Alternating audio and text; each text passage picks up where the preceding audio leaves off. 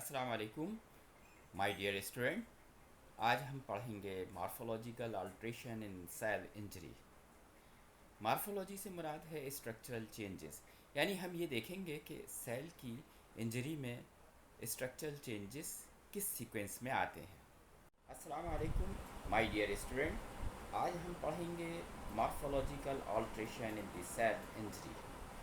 Morphology से मुराद है स्ट्रक्चरल चेंजेस, यानी हम ये देखेंगे कि सेल की इंजरी में स्ट्रक्चरल चेंजेस किस सीक्वेंस में आते हैं। मॉर्फोलॉजिक चेंजेस समझने से पहले हमें इंजरी की टाइप समझना होगी। इंजरी दो किस्म की होती है, reversible injury, irreversible injury. Injurious stimuli वो एलिमेंट होता है जो इंजरी कॉज करता है। अगर वो लो मैग्नीट्यूड का हो तो सकता है कि इंजरी रिवर्सिबल हो, मतलब सेल दोबारा अपनी असली हालत में जा सकता है। लेकिन अगर इंजूरियस स्टिमुलाई हाई मैग्नीट्यूड का हो या परसिस्टेंट हो तो फिर इरिवर्सिबल इंजरी की तरफ चला जाएगा, मतलब कि अब उसकी रिकवरी नामुमकिन है। मॉर्फोलॉजिक चेंजेस समझने से पहले हमें इंजरी की टाइप समझना होगी।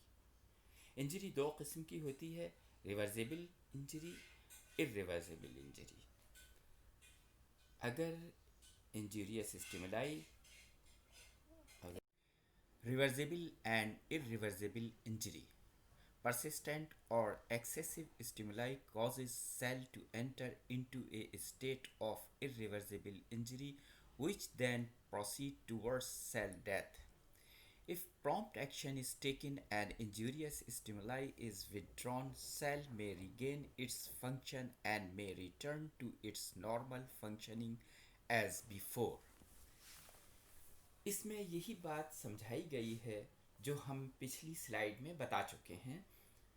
इंजरी अगर मुसलसल सेल पर असरअंदाज हो रही हो या इतनी ज़्यादा इंटेंसिटी की हो कि सेल बर्दाश्त न कर पाए तो सेल इरिवर्सिबल की स्टेट में चला जाएगा और फिर सेल डेथ हो जाएगी।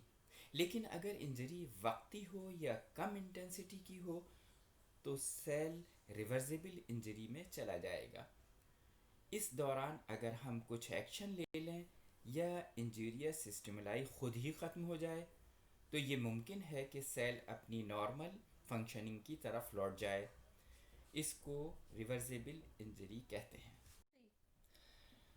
Sequential development of changes in cell injury, यानी जिस सीक्वेंस में सेल इंजरी के चेंजेस सामने आते हैं। Number 1 loss of cell function, number 2 biochemical alteration, number 3 ultrastructural changes, number 4 light microscopic changes, number 5 gross morphological changes. इससे पहले कि कोई मॉर्फोलॉजिक चेंज हो, सबसे पहले सेल अपना फंक्शन लॉस कर देता है, फिर बायोकेमिकल चेंजेस सामने आते हैं, इसके बाद इलेक्ट्रॉन माइक्रोस्कोप के चेंजेस नज़र आते हैं, फिर लाइट माइक्रोस्कोपिक चेंजेस और सबसे आखिर में ग्रॉस मॉर्फोलॉजिकल चेंजेस आते हैं, यानी जिन्हें हम बग़ैर माइक्रोस्कोप की मदद के बआसानी अपनी आँख से देख सकते हैं। Loss of cell function, it occurs due to decreased generation of ATP, loss of cell membrane integrity, defect in protein synthesis, cytoskeletal damage, DNA damage। जैसा कि हमने बताया कि किसी भी किस्म की इंजरी हो उसका सबसे पहला फीचर जो सामने आएगा वो है लॉस ऑफ सेल फंक्शन। मतलब ये कि इस सेल का जो भी स्पेसिफिक फंक्शन हो वो सेल करने के काबिल नहीं होगा। ये जिन वजूहात की वजह से होता है वो हैं एटीपी जो सेल को एनर्जी फराहम करती है उसका न बनना या कम बनना, दूसरे सेल मेम्ब्रेन की सालमियत बरकरार नहीं रह पाती, तीसरे प्रोटीन सिंथेसिस भी सही तरह से नहीं हो पाती, चौथे जो सेल का साइटोस्केलेटल होता है, यानी वो प्रोटीन जो सेल का ढांचा बरकरार रखते हैं, वो भी डैमेज हो जाते हैं और सेल का डीएनए भी डैमेज हो जाता है। Biochemical alterations. Biochemical markers are released which could be detected by various methods. The peak time for detection of biochemical markers depends on the sensitivity of methods used to detect these changes. Biochemical markers are tissue specific, लेकिन loss of cell function को detect करने के लिए सबसे पहले हमें biochemical changes देखना होते हैं। इसके लिए हमें मुख्तलिफ टेस्ट करना होते हैं। हर किस्म के सेल के मुख्तलिफ बायोकेमिकल मार्कर होते हैं और वो इंजरी होने के कितनी देर के बाद हम देख सकते हैं, ये भी हर बायोकेमिकल मार्कर के टेस्ट की सेंसिटिविटी पर डिपेंड करता है।